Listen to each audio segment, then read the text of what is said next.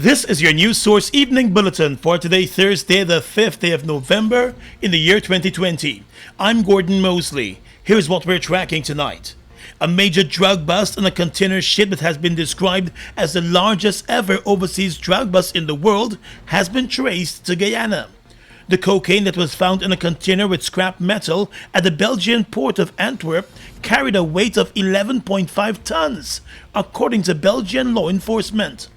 Belgian prosecutors are also linking the bust to a former Belgian police chief, who was the head of a recently disbanded drug gang in the European country. According to media reports out of Belgium, the counter-narcotics prosecutors there have tracked the transatlantic journey of the 11.5 tons of cocaine from Guyana. The cocaine was seized upon its arrival at the port of Antwerp on Wednesday. The catch is the largest overseas drug bust ever worldwide. That's according to federal prosecutors in Belgium. They valued the drug load at more than 900 million euros. Belgian prosecutors have reported to the media there that the cocaine left the port in Guyana in late October. Drug prosecutors were able to track and follow the shipment. In Belgium, 3 police officers, a port manager, and a lawyer were among the more than 20 persons arrested as part of the operation, targeting what the authorities describe as the well-structured criminal organization suspected of orchestrating large and regular drug shipments from South America to Belgium. According to a report in the Belgian Times newspaper, the record-breaking shipment was expected by law enforcement, as it is suspected that the cocaine left the port in Guyana after the drug gang's arrest in Belgium. The cocaine was found disguised as scrap metal and placed inside a steel container, which was in turn packed into a sea container and loaded into a transatlantic vessel. Belgian law enforcement officers are on the hunt for a number of other suspects and have been in touch with local law enforcement officials. The head of Guyana's Customs Anti-Narcotics Unit, James Singh, told News Source this afternoon that 2 persons, including the shipper of the container that was found with the cocaine, are in custody. He said the local agency has been in touch with law enforcement officers in Belgium, and the 2 sides are working together. The Kanu head said other details on the local probe cannot be provided at this time. The latest drug bust overseas in containers from Guyana is once again raising questions about the security and inspection of containers before they leave this country. A few weeks ago, there was a drug bust in a container of rice from Guyana in Germany. In that case, it was suspected that the cocaine might have been placed in the rice shipment after it left Guyana and during its many stops before it reached Germany. That probe is also still ongoing. More news coming up in a moment.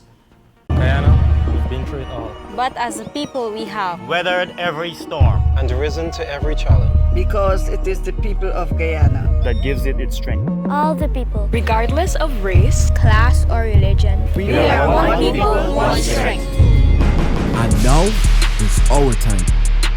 A time to rise. Together, we rise.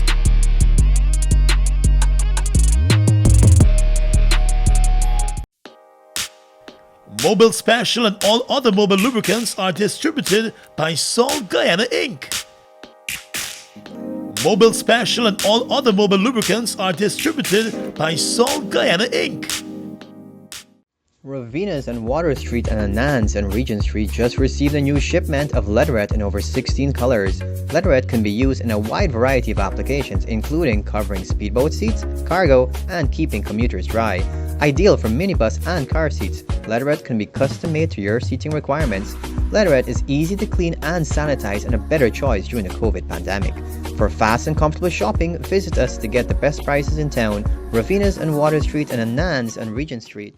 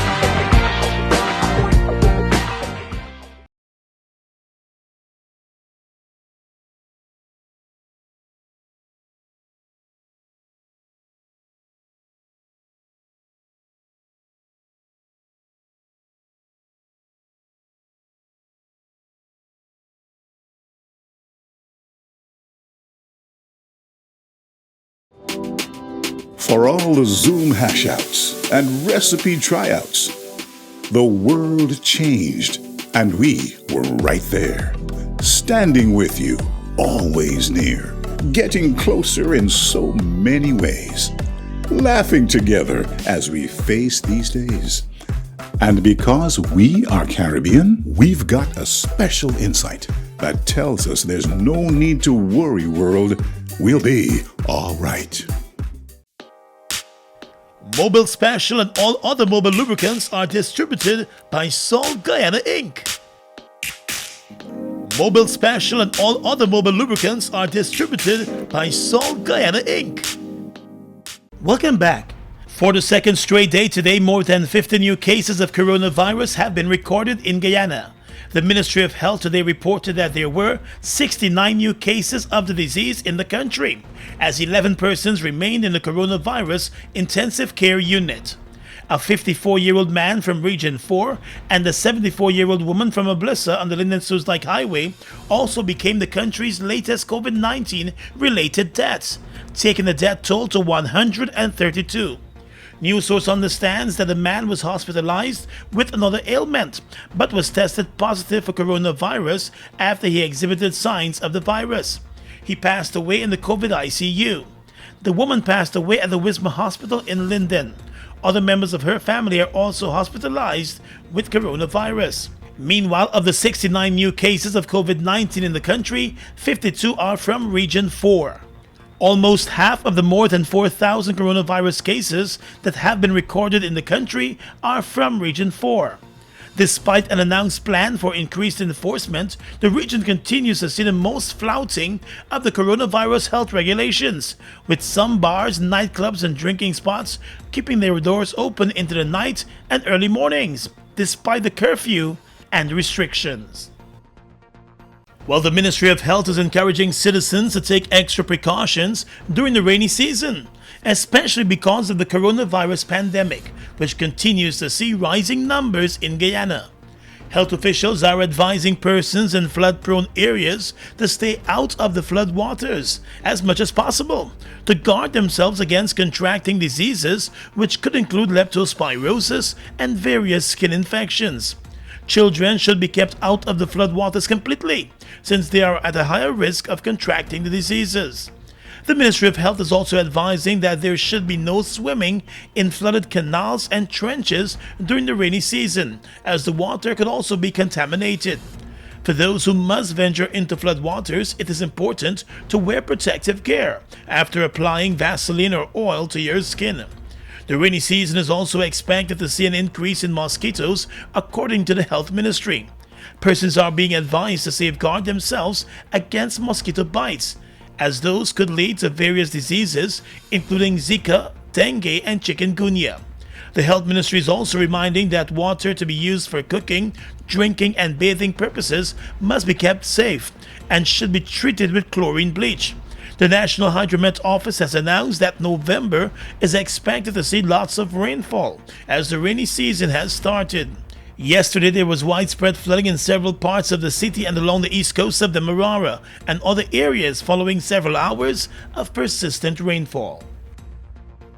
Former Finance Minister Dr. Ashley Singh is back in government. He was sworn in this afternoon as the senior minister with responsibility for finance in the office of the president. Dr. Ashley Singh will be part of the team under the umbrella of the office of the president, which will oversee the transformative agenda of the government, which includes projects, programs, and policies that will stimulate, expand, and widen our economic base, whilst at the same time strengthening existing sectors.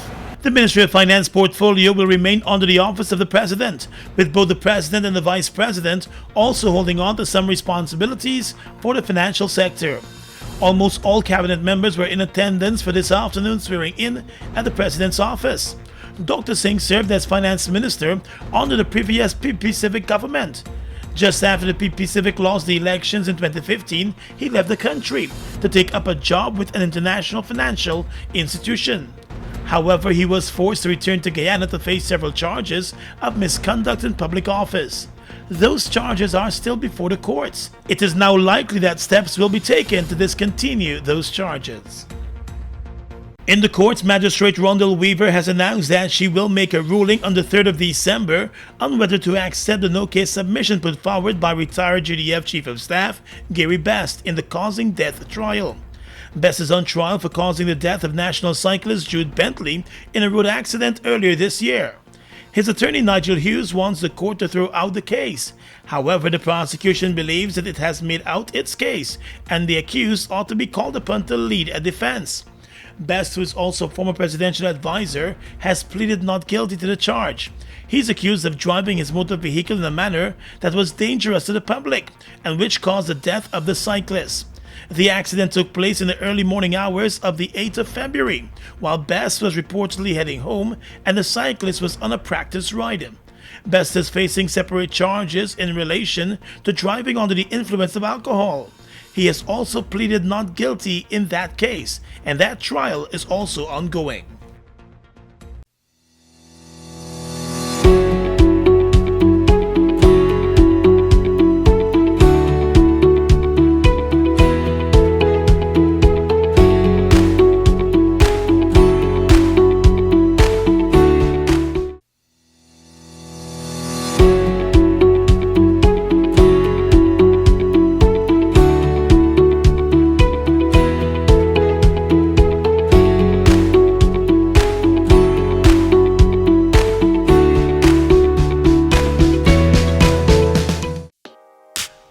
Delvac and all other mobile lubricants are distributed by Salt Guyana Inc.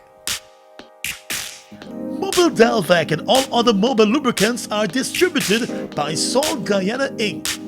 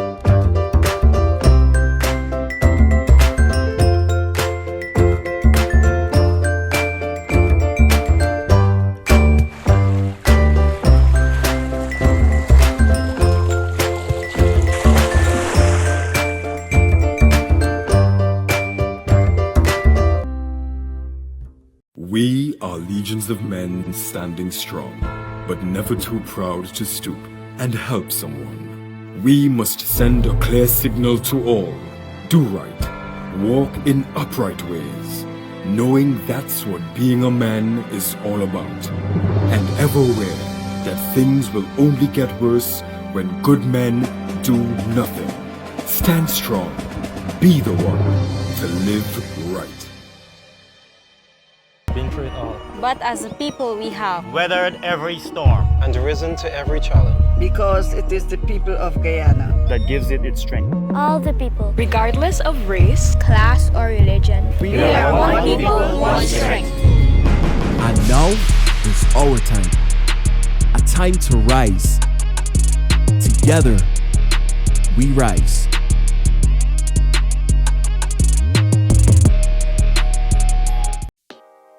Mobile Delvac and all other mobile lubricants are distributed by Salt Guyana Inc. Mobile Delvac and all other mobile lubricants are distributed by Salt Guyana Inc. Across the region right now, the Caribbean Tourism Organization, CTO, has announced a social media campaign called The Caribbean Awaits, in observance of Caribbean Tourism Month this November. The campaign, which is being run in conjunction with member countries, aims to maintain the Caribbean's prominence as a place of solace as the coronavirus pandemic continues to impact the global travel and tourism industry.